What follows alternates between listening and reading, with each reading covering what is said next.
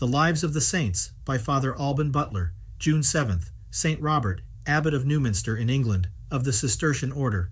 He was a native of Yorkshire, and even in his childhood an enemy to the usual amusements of that age, loving only prayer, serious reading, and useful and pious employments. Having finished his studies, he was ordained priest and instituted to a rectorship of a parish in the Diocese of York. But after discharging that office sometime with great assiduity and zeal, he resigned that living and took the religious habit in the Benedictine monastery of Our Lady in York. Richard, the prior of this house, and 12 others desiring to serve God according to the primitive institute of the Benedictine order, left the monastery with leave of the abbot, and endeavoring to execute their project, struggled with incredible hardships, till Thurston, the pious Archbishop of York, gave them a desert valley, called Shelldale, with the town of Sutton, where in the midst of winter and in extreme poverty, they founded the celebrated abbey, which, from certain springs, was called Fountains, in 1132.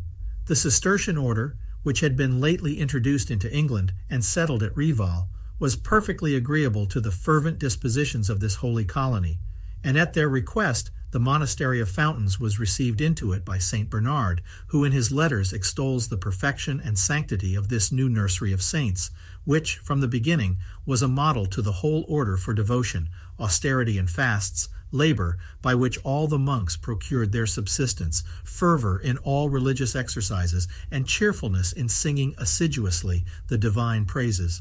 No murmur or sadness was known among them, nor any strife or contention ever heard of, unless of charity or humility.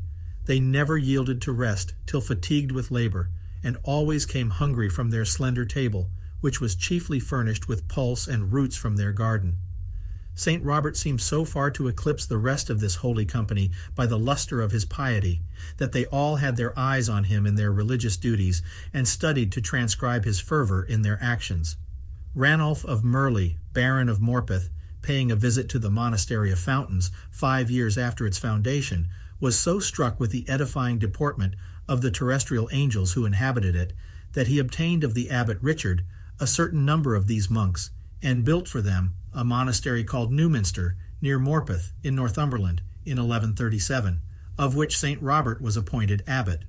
The saint in his new dignity thought it his duty not only to walk before his brethren, but to go beyond them all in every religious observance, and all his virtues seemed to receive new vigor and a new degree of perfection in this eminent station.